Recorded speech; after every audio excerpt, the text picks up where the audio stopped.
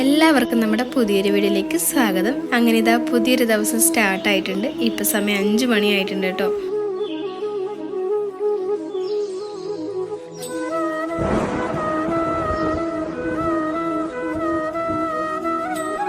അങ്ങനെ ഞാനിതാ വീട്ടിൽ നല്ലൊരു പോസിറ്റീവ് എനർജി കിട്ടാനായിട്ട് ഞാനിത് നല്ലൊരു ഡിവോഷണൽ സോങ് വെച്ചിട്ടുണ്ട്. അതുപോലെ തന്നെ ഞാനിതാ ഇവിടെ ഒരു ഊത് കത്തിച്ച് വെക്കുന്നുണ്ട്.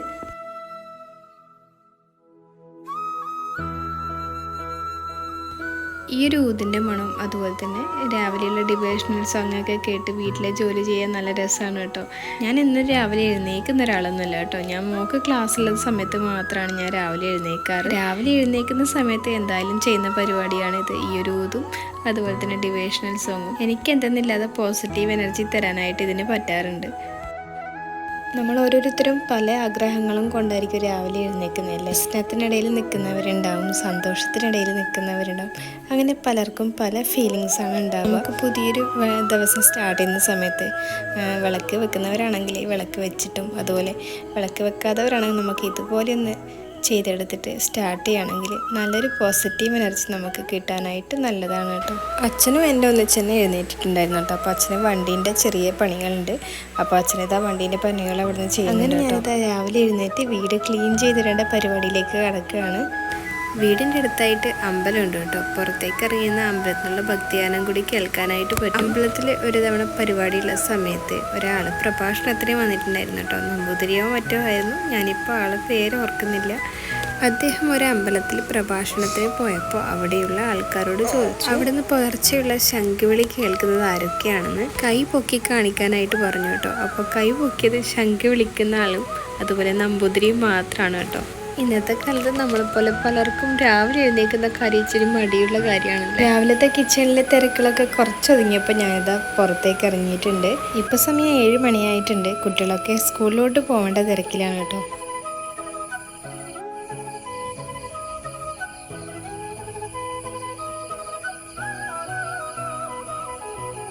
ഇന്ന് ചെറിയൊരു മഴക്കോളൊക്കെ ആയിട്ടുണ്ട് കേട്ടോ. എല്ലാ വീടുകളിലും കുട്ടികളെ പറഞ്ഞു വിടാനുള്ള തിരക്കിലാണ്. മോൾക്ക് ക്ലാസ്സിലെ ദിവസം ഞാനും ഈ സമയത്ത് നല്ല തിരക്കായിരിക്കും കേട്ടോ. അപ്പോൾ ഞാനിത് രാവിലെ എഴുന്നേറ്റിട്ട് കുറച്ച് തുണികൾ മടക്കി വെച്ചിട്ടുണ്ടായിരുന്നു. അതൊക്കെ ഒന്ന് എടുത്ത് അതിൻ്റേതായ സ്ഥാനത്ത് വെച്ച് കൊടുക്കാനായിട്ട് പോവാണ് കേട്ടോ. തുണികളൊക്കെ ഒതുക്കി വെച്ചതിന് ശേഷം ഞാൻ പിന്നെ ഹോളൊക്കെ ഒന്ന് ക്ലീൻ ചെയ്തിടാമെന്ന് കരുതി. നമ്മളെ റൂമിലുണ്ടായിരുന്ന ബാഡ് സ്മെല്ലും അതുപോലെ തന്നെ ഒരു നെഗറ്റീവ് എനർജിയൊക്കെ പുറത്തേക്ക് പൊക്കോട്ടെ എന്ന് കരുതി ഞാനിത് വിൻഡോ ഒന്ന് ഓപ്പൺ ചെയ്തിരുന്നുണ്ട് കേട്ടോ. ക്ലീനിങ്ങും പരിപാടികളൊക്കെ കഴിഞ്ഞതിന് ശേഷം ഞാനിതാ വീട് മൊത്തം തുടച്ചിടാനായിട്ട് പോവാണ്. ഇപ്പം സമയം 8 മണിയായിട്ടുണ്ട്. നമ്മളെ വീട് ക്ലീനിങ് ഒക്കെ കഴിഞ്ഞിട്ടുണ്ട്.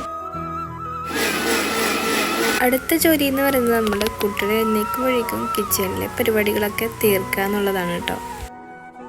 അങ്ങനെ ഞാനിത് കുറച്ച് തുണികൾ കഴുകിയിടാനായിട്ടുണ്ടായിരുന്നു. നേരെ പോയത് തുണികൾ കഴുകിയിടാനായിട്ടാണ് കേട്ടോ.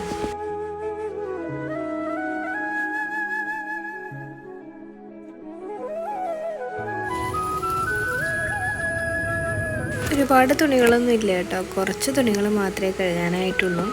ഇപ്പോൾ സമയം 8 മണി കഴിഞ്ഞിട്ടുണ്ട്. അതുകൊണ്ട് തന്നെ ഇനി എപ്പോൾ വേണമെങ്കിലും കുട്ടികൾ 2 പേരും ഒരുമിച്ച് എഴുന്നേൽക്കും.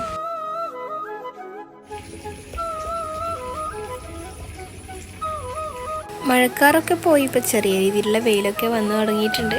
വെയിലിന് വലിയ ചൂടൊന്നുമില്ല കേട്ടോ. തുണികൾ ഉണങ്ങി കിട്ടാനുള്ള ചൂടൊന്നുമില്ല. വെയിലിന് ചൂട് കുറവായതുകൊണ്ട് തന്നെ അമ്മ അകത്തുനിന്ന് വിളിച്ച് പറയുന്നുണ്ട് കേട്ടോ, പുറത്ത് തുണി വിരിക്കണ്ട, മഴ വരുന്നുണ്ടെന്ന്.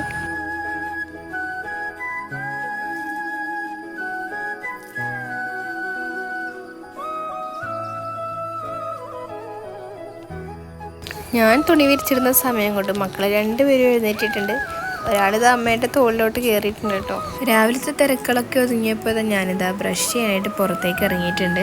വീടിൻ്റെ അടുത്തുള്ള പിള്ളേരോടൊക്കെ വിശേഷങ്ങളൊക്കെ തിരക്കിയിട്ടാണ് കേട്ടോ ബ്രഷ് ചെയ്യുന്നത്. ടൗണിൽ ജീവിക്കുന്നവർ മിസ് ചെയ്യുന്ന കുറച്ച് കാര്യങ്ങളായിരിക്കും ഇതുപോലുള്ളത്. ഞങ്ങളുടെയൊക്കെ ഒരു ഗ്രാമപ്രദേശമാണ് കേട്ടോ.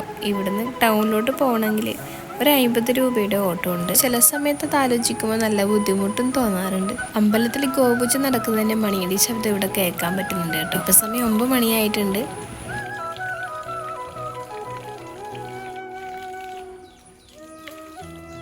പിന്നെയും കാത്ത് രണ്ടുപേരും താഴെ നിൽക്കുന്നുണ്ട്.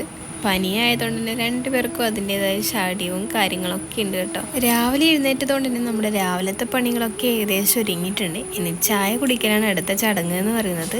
കുട്ടികളുള്ള അമ്മമാർക്ക് അറിയുന്നതായിരിക്കും, കിച്ചണിൻ്റെ ഡ്യൂട്ടികൾ കഴിഞ്ഞാൽ ഞങ്ങളെ ഡ്യൂട്ടി അവസാനിക്കില്ല കേട്ടോ. കുട്ടികൾക്കുള്ള ഫുഡൊക്കെ കൊടുത്തു വരുമ്പോഴേക്കും ഉച്ചക്കത്തെ പരിപാടിയുടെ സമയമായിട്ടുണ്ടാവും കേട്ടോ. അങ്ങനെ കുട്ടികൾക്കുള്ള ഭക്ഷണമൊക്കെ കൊടുത്തതിന് ശേഷം ഞാനിത് സമാധാനത്തിൽ ഭക്ഷണം കഴിക്കുകയാണ് കേട്ടോ. അപ്പോൾ ഇന്നത്തെ വീഡിയോ ഇവിടെ കഴിയാറായിട്ടുണ്ട്. വീഡിയോ ഇഷ്ടപ്പെട്ടാൽ സപ്പോർട്ട് ചെയ്യാൻ മറക്കണ്ട. നിങ്ങളുടെ അഭിപ്രായങ്ങൾ കമൻറ്റ് വഴി എന്നെ അറിയിക്കാനും വിട്ടുപോകണ്ട. ഇതുവരെ നമ്മുടെ ചാനൽ സബ്സ്ക്രൈബ് ചെയ്യാതെയാണ് നമ്മുടെ വീഡിയോസ് കാണുന്നുണ്ടെങ്കിൽ ഒന്ന് സബ്സ്ക്രൈബ് ചെയ്ത് സപ്പോർട്ട് ചെയ്യാനും മറക്കണ്ട. അപ്പോൾ നല്ലൊരു വീഡിയോ ആയിട്ട് വരുന്നത് വരെ ടാറ്റ ബൈ, സീ യു.